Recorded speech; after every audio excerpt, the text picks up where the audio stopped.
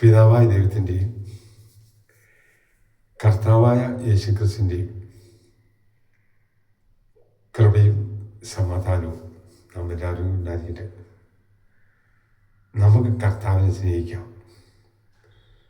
അതിനേക്കാൾ വിലയുള്ളതൊന്നുമില്ല. നമ്മുടെ കർത്താവായ യേശുക്രിസ്തു കഫർന്നഹൂമിലെത്തിയപ്പോൾ ഒരു ശതാധിപൻ യേശുവിൻ്റെ അടുത്ത് വന്ന് പറഞ്ഞു, കർത്താവേ, എൻ്റെ ബാല്യക്കാരൻ പക്ഷപാതം പിടിച്ച് കഠിനമായി വേദനപ്പെട്ട് വീട്ടിൽ കിടക്കുന്നു എന്ന് അപേക്ഷിച്ച് പറഞ്ഞു. യേശു പറഞ്ഞു, ഞാൻ വന്ന് അവനെ സൗഖ്യമാക്കും എന്ന് പറഞ്ഞു. ഉടനെ ശതാധിപൻ, കർത്താവേ, അങ്ങ് എൻ്റെ വീട്ടിൽ വരാൻ ഞാൻ യോഗ്യനില്ല.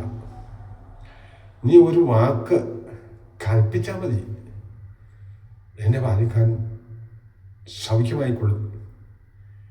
എൻ്റെ കീഴിലും പടയാളികളുണ്ട്. ഞാൻ ഒരുവനോട് പോവുക എന്ന് പറഞ്ഞാൽ അവൻ പോകുന്നു, വേറൊരുത്തിനോട് വരിക എന്ന് പറഞ്ഞാൽ അവൻ വരുന്നു, പിന്നെ ഒരുത്തിനോട് നീ അത് ചെയ്യുക എന്ന് പറഞ്ഞാൽ അവൻ അത് ചെയ്യുന്നു എന്ന് പറഞ്ഞു. യേശു തന്നെ പിൻചെല്ലുന്നവരെ കണ്ടിട്ട് അവരോട് അതിശയിച്ചു. യേശു ശതാബ്ദിൻ്റെ വിശ്വാസം കൊണ്ട് അതിശയിച്ചിട്ട് പറയുകയാണ്, ഇസ്രായേലിൽ കൂടെ ഇത്ര വലിയ ഒരു വിശ്വാസം ഞാൻ കണ്ടിട്ടില്ല.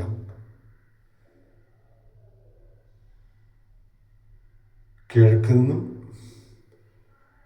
പടിഞ്ഞാറ് നിന്നും അനേകർ വന്ന് അബ്രഹാമിനോടും ഇസ്ഹാക്കിനോടും യാക്കോബിനും കൂടെ ദൈവരാജ്യത്തിൽ പന്തിക്കിരിക്കും. രാജ്യത്തിൻ്റെ പുത്രന്മാരോ ഏറ്റവും പുറത്തുള്ള അന്ധകാരത്തിലേക്ക് വലിച്ചെറിയപ്പെടും. അവിടെ കരച്ചിലും പല്ലുകളിയും അവസാനിക്കുകയില്ല. യേശു ഇത് പറഞ്ഞിട്ട് ശതാധിപനോട് പറഞ്ഞു, നീ പോയിക്കൊള്ളുക, നീ വിശ്വസിച്ചതുപോലെ നിനക്ക് ഭവിക്കട്ടെ. യേശു ഈ വാക്ക് ഉച്ചരിച്ച ഉടനെ തന്നെ അവൻ്റെ ബാല്യക്കാരൻ സൗഖ്യം പ്രാപിച്ചു. പ്രിയമുള്ളവരെ, ഇന്ന് പലരും രക്ഷിക്കപ്പെട്ടു എന്ന് പറഞ്ഞ് അലസമായി ജീവിക്കുന്നവരുണ്ട്. കാരണം രക്ഷിക്കപ്പെട്ടതല്ലേ, ദൈവത്തിൻ്റെ മകനെന്ന് പേര് ലഭിച്ചതല്ലേ, ഇനി ഈ രക്ഷ നഷ്ടമാവുകയില്ല എന്ന് പറഞ്ഞ് അതിൽ ഒരുതരം പുത്തുവരുത്ത ക്രിസ്ത്യാനിയായിട്ട് ജീവിക്കും. പക്ഷേ അവർക്ക് രക്ഷ നഷ്ടമാകാനുള്ള സാധ്യത വളരെയാണ്. ഈ തിരഞ്ഞെടുപ്പ് വരുമ്പോഴാണ്, നമ്മുടെ വിശ്വാസം തെളിയിക്കപ്പെടുന്ന സാഹചര്യം വരുമ്പോഴാണ് നാം സ്വീകരിക്കപ്പെടുമോ തള്ളപ്പെടുമോ എന്നറിയുന്നത്.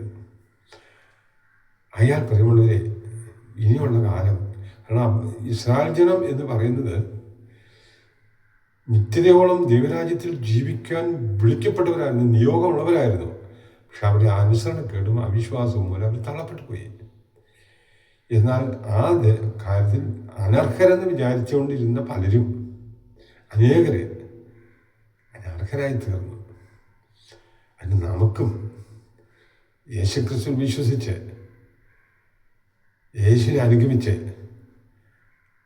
ആ സ്വർഗസ്ഥനായ പിതാവിൻ്റെ അടുക്കൽ നിത്യമായ സന്തോഷത്തിൽ എത്തിച്ചേരാൻ ഇടയാകുന്നതിന് വേണ്ടി, ആ നിത്യസൗഭാഗ്യം അനുഭവിക്കാൻ ഇടയാകുന്നതിന് വേണ്ടി നമുക്ക് ആഗ്രഹിക്കാം, പരിശ്രമിക്കാം. അതിനായി ദൈവമായ കർത്താവ് നമ്മെ ധാരാളമായി അനുഗ്രഹിക്കട്ടെ. അലസത കൂടാതെ ദൈവത്തെ സ്നേഹിക്കുക.